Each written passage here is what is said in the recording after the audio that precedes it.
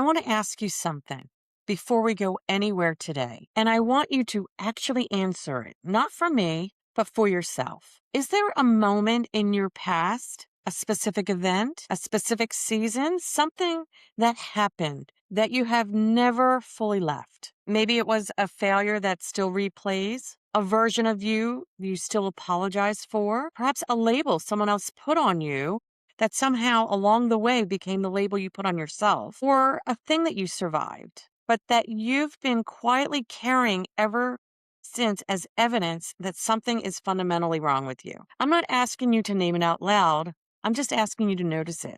Is it there? Audio Jungle.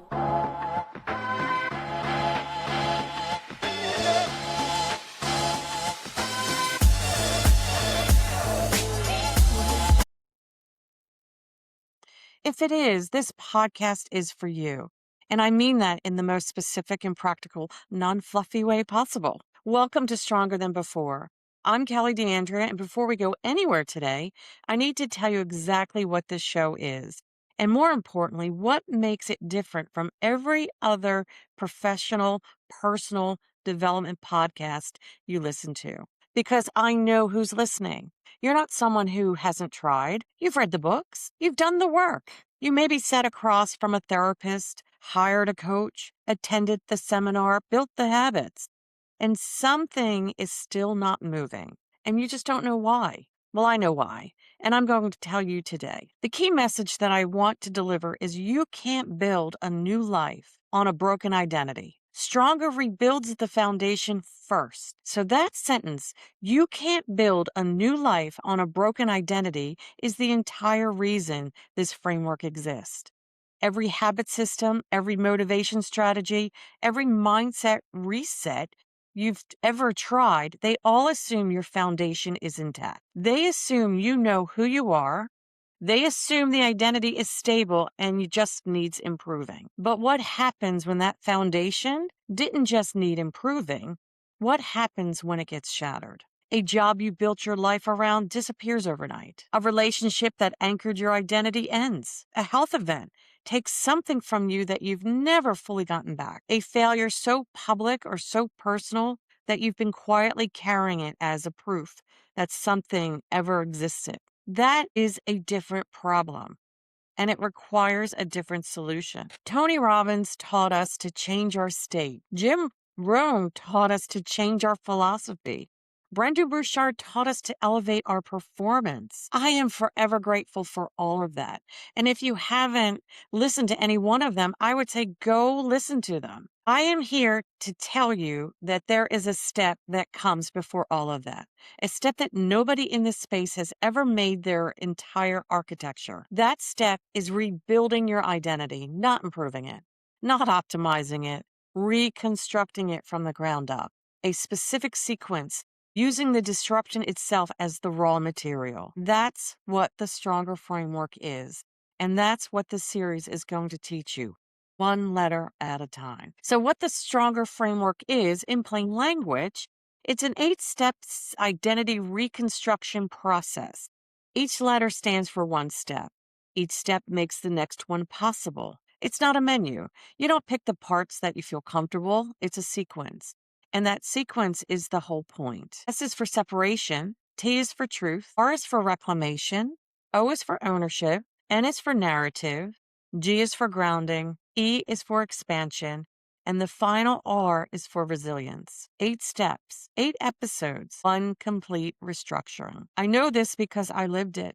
I was standing in a boardroom mid-sentence. I had a whole room full of people going through this multi-million-dollar acquisition strategy. My brain stopped working. As I went throughout the day, I noticed something was wrong. I went on vacation, and then I had a stroke. I had a stroke at a young age after years and years of scaling companies from their current profit all the way up to a significant, I couldn't speak anymore. What I lost in that moment wasn't just my speech. It was my answer to a question I never had to ask.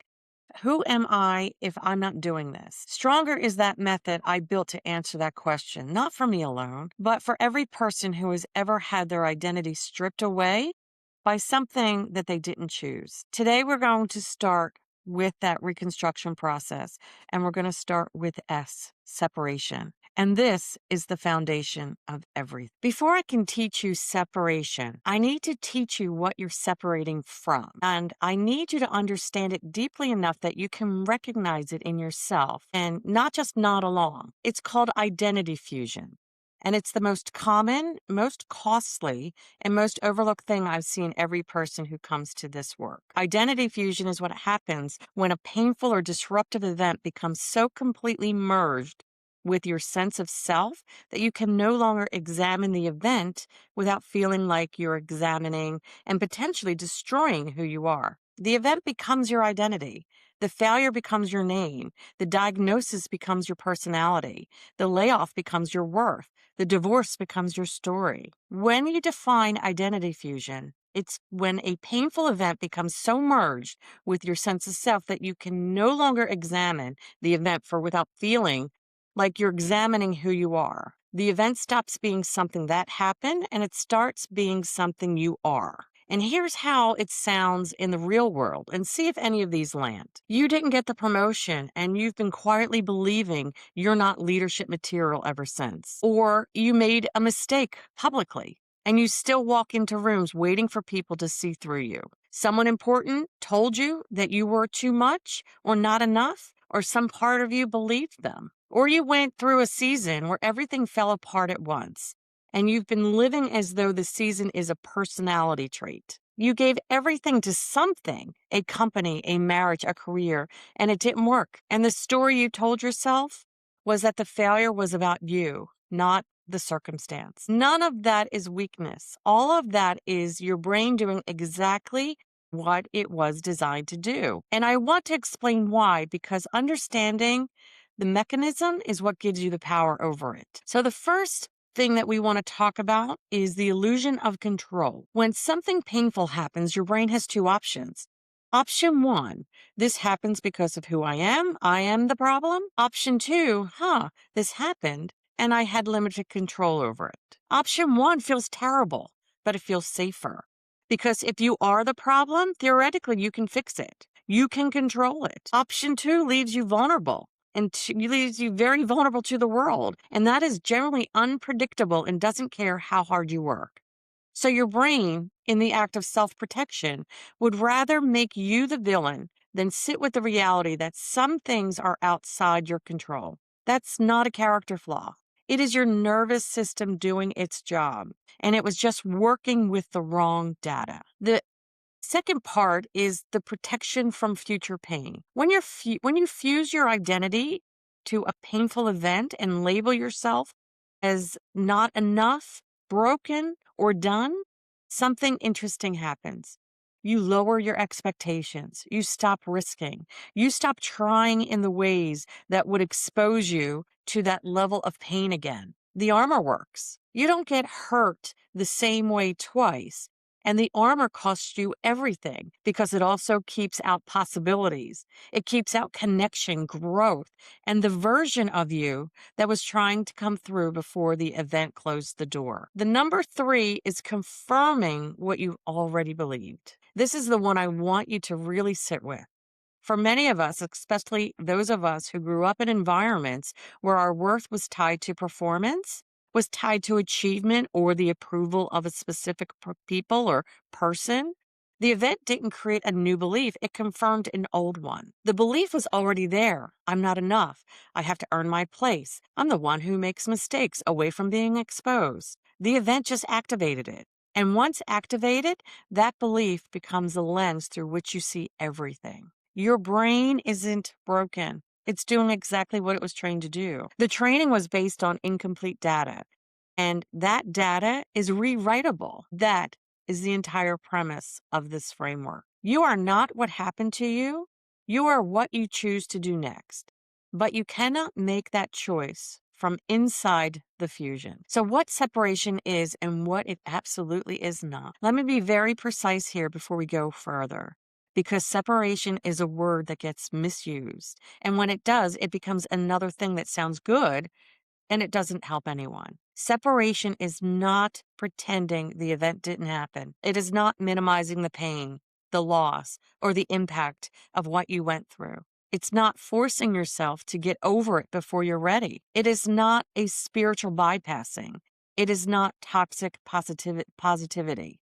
It is not everything happens for the reason. If someone has said any of that to you when you are in the middle of something real, I understand the exhaustion with this space, and I want you to know this is different. The practice of creating psychological space between what happened, the event, and who you are, your identity, is the ability to hold both of these as true simultaneously. This was real, and this does not define me. That is what separation is. Some facts, completely different relationships to those facts. After my stroke, my speech therapist, a woman named Sarah, she has red hair, she had flashcards, and she was the most grounding presence I've ever encountered in a medical setting. She said something to me in one of our first sessions that I have thought about nearly every day since. She looked at me and she said, "Your brain is injured, not stupid. You're temporarily speechless, not worthless. This is a chapter in your story, and it's not the end of it." She was creating that separation for me while I couldn't yet do it for myself. She wasn't minimizing what happened. She wasn't telling me I'll be fine. She was simply placing the event in the correct location, outside of my identity, so that my identity had room to survive it. That is what separation does.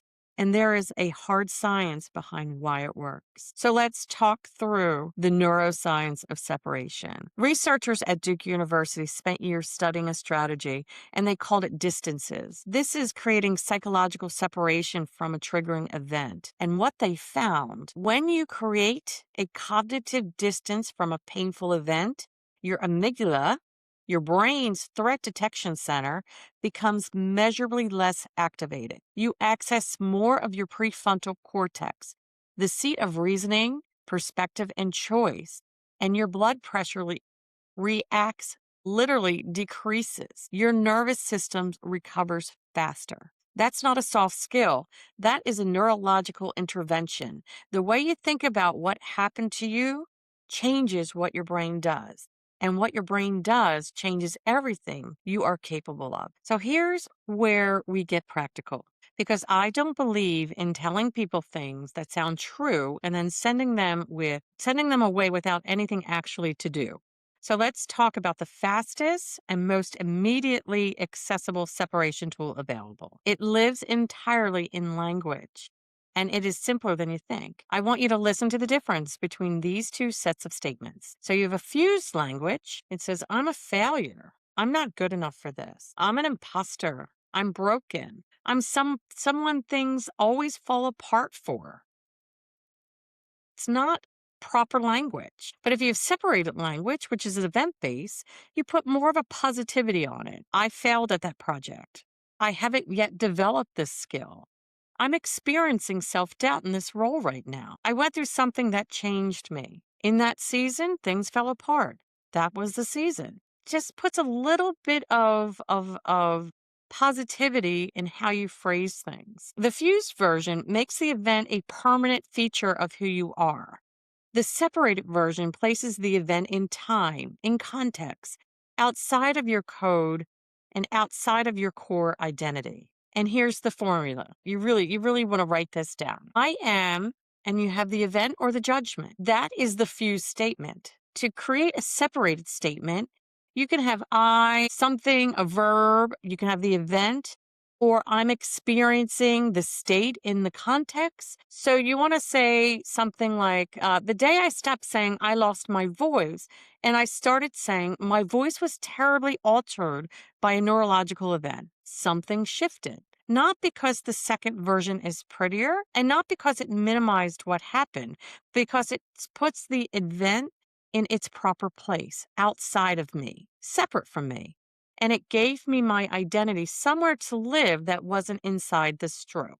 Does that make sense to you? So let's go a little bit of before and after. Here are some of the most common fusions I hear and what the separated version sounds like. So the fusion is, I'm not a leader. Separated version is I haven't yet developed the leadership skills I want to have in this area. That's something I'm actively building. So from I'm not a leader to hey, I haven't separated yet. I haven't yet developed the leadership skills I want in this area, and that's something I'm actively building.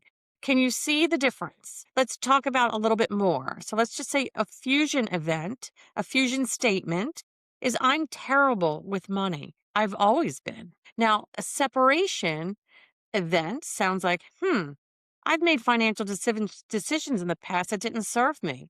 I'm learning to make different ones. I don't know if you can hear the difference in the language, but that's truly what we're trying to create. A fusion statement sounds like, I'm someone who always gets it wrong. But a separated statement might be, I went through a period where I made a decision that didn't work out. That was a period. It's not a personality trait. Notice what's happening in each of those. You're not denying what happened. You're not pretending it was fine.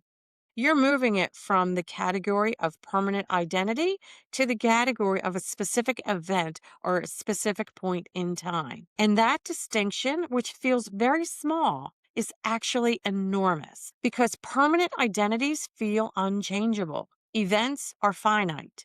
Events have edges. Events can be examined, understood, and eventually left where they belong. So, what makes separation possible? And why does this change? I want to spend a few minutes on what the other side of this work, because I think people are more willing to do hard things when they can see clearly what they're moving towards. Separation is not the destination. It's not the door. Here is what's on the other side. You want to get clarity in your identity.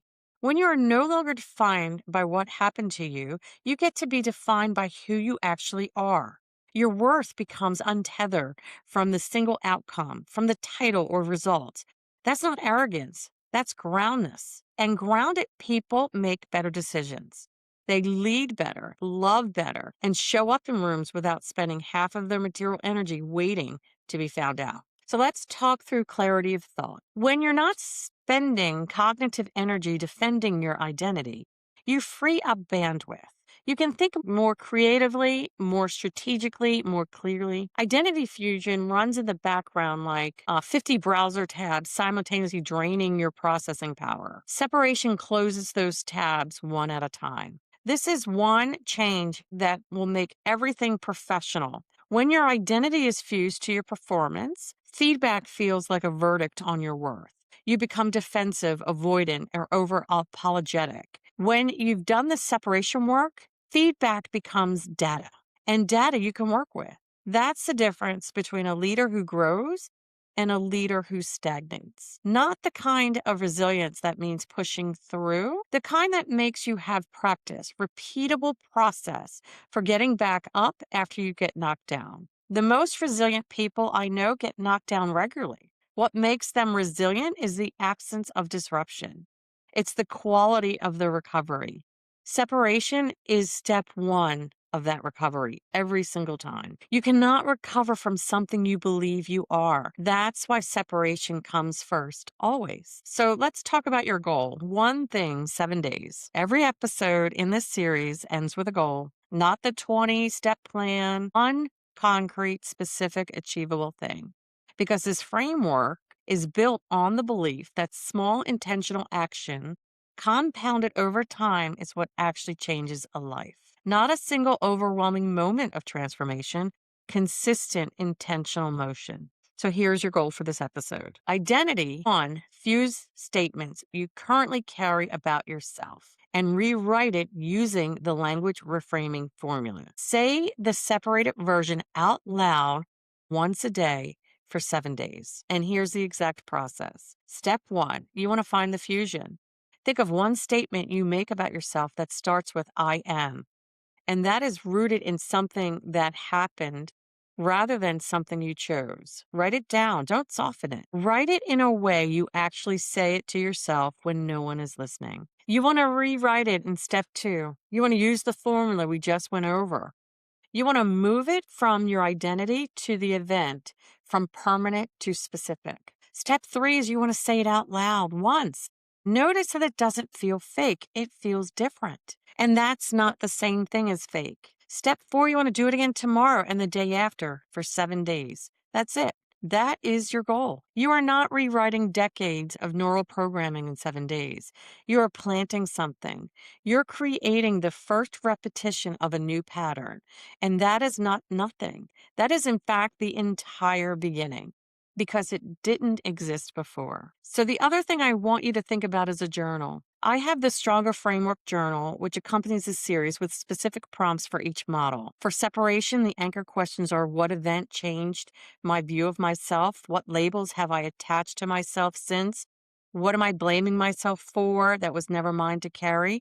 Those questions are worth sitting with this week. But before I let you go, I want you to come back to where we all started. In those early months after my stroke, when I was relearning how to form words, when I was sitting across from a speech therapist doing exercises that felt humiliating and embarrassing, what I generally didn't know I would ever stand in a room again and say something worth hearing, my speech therapist ended every single session the same way. She says, Kelly, look at me and say, you're still in there. You're just finding our way back to you. That sentence is the entire Stronger Framework in 8 words. Not building a new you, not building a recovered version of you, not proving you're fine, finding your way back to who you already are. Because here is what I know after everything I've been through and everything I have watched other people go through. The story your brain created in the moment of your disruption, that story was doing its best. It was trying to protect you.